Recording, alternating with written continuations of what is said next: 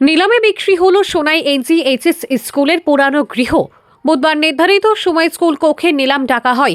এতে সর্বোচ্চ 4,12,000 টাকা দর দিয়ে আবু সাজ্জাদ নামের ব্যক্তি নিলামে ক্রয় করলেও পরবর্তীতে তিনি বিক্রির 5% টাকা জমা দেননি এবং গৃহ কিনতে অনীহা প্রকাশ করেন। এতে টেন্ডার প্রক্রিয়ার নিয়ম অনুযায়ী নিলামের দরের দ্বিতীয় স্তরে থাকা সজীব লস্কর গৃহটি কেনার অনুমতি পান।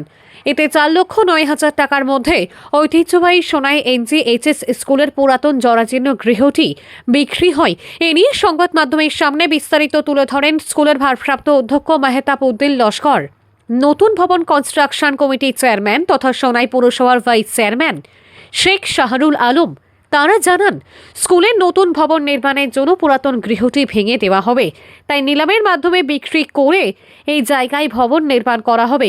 স্কুলের পরিকাঠামো উন্নয়নের জন্য বিক্রি হওয়া পুরাতন গৃহের টাকাগুলো ব্যবহার করা হবে।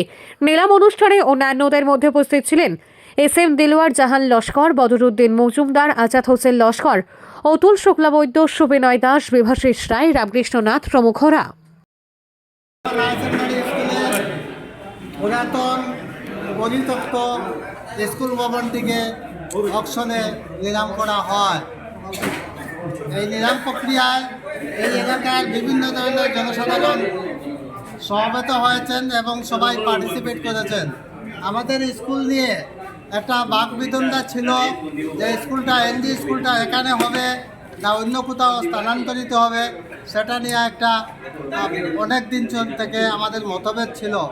আজকের দিনে সেই মতভেদ সমস্ত দূর হয়ে আমরা সবাই ঐক্যবদ্ধ হয়ে স্কুলটি আবার তার পুরাতন স্থানে গড়িয়া তোলা হবে, যার জন্য এই কনস্ট্রাকশন সাইটে যে ক্লাসরুমগুলো আছে সেই ক্লাসরুমগুলো আজকে আমরা নিলাম, স্কুলের অফিস নিলাম করলাম। আমি আশা করছি খুব সুন্দরভাবে আমাদের স্কুলগুলোটি নির্মাণ হবে এবং ভবিষ্যতে আমাদের এই এলাকার ছেলেমেয়ে সুন্দরভাবে পড়াশোনা করতে পারবে। এই যে এনজিএইচএস স্কুল, সেটার একটা কন্ট্রোভার্সি ছিল। বিগত কয়েকদিন আগে এটা নিয়ে অনেক পলিটিক্স হয়েছিল। বিশেষ করে আমাদের প্রাক্তন বিধায়ক উনি অনেক পলিটিক্স করেছিলেন।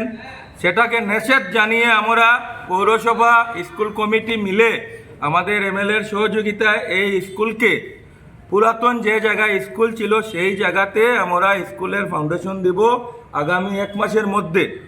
তো আমি এই প্রক্রিয়াটা যে প্রক্রিয়া আমরা আগামী কয়েকদিনের মধ্যে আমরা ফাউন্ডেশন দিব, সেটা যে আমরা করতে পেরেছি সেটা করাত আমাদের সোনাইর যারা বিশেষ করে এই স্কুলের বিগত দিনে স্টুডেন্ট ছিলেন বা যারা ছাত্রছাত্রীদের অভিভাবক ছিলেন, ওনাদের সঙ্গে আমরা যোগাযোগ করে ওনাদের কথাবার্তা শুনে আমরা ফাইনাল করেছি পৌরসভা যে স্কুলটা সেই জায়গাতে আমরা ফাউন্ডেশন দিব এবং আমরা পৌরসভা স্কুল কমিটি মিলে সেটা করতে পেরেছি।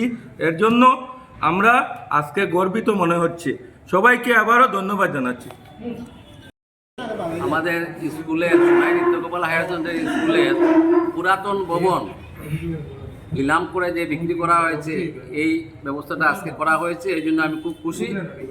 দেখুন, এই স্কুলের 80 দশকের ছাত্র হলো আমরা 80 দশকে এই স্কুলে পড়াশোনা করেছি আর আজকে এখনো উপরওয়ালার আশীর্বাদে বেঁচে আছি। এই স্কুল স্থানান্তর নিয়ে কিছুটা আলোচনা হয়েছিল। আলোচনাটারে পুরানা বিধায়ক এটারে ভোটের রাজনীতিতে পরিণত করেছেন। আমি দীক্ষার জানাই, আজকে আমাদের এই যে স্কুল যেটা 1947-এ প্রতিষ্ঠিত, এই যে ঐতিহ্যবাহী Sonai Nityagopal higher secondary school, এখান থেকে অনেক 1943-তে প্রতিষ্ঠিত এই স্কুল থেকে অনেক স্টুডেন্ট বড় বড় জজ হয়েছেন, বড় বড় ম্যানেজার হয়েছেন। আজকে সোনাই এই অঞ্চলটার আলু দিয়েছে এই নিত্যগোপাল হায়ার সেকেন্ডারি স্কুল। আর এই স্কুলকে আমরা শিক্ষার স্থান এবং শিক্ষা প্রতিষ্ঠান হিসাবে আমরা বিবেক করে থাকি এবং দেখি এবং আমরা এই স্কুলের স্টুডেন্ট।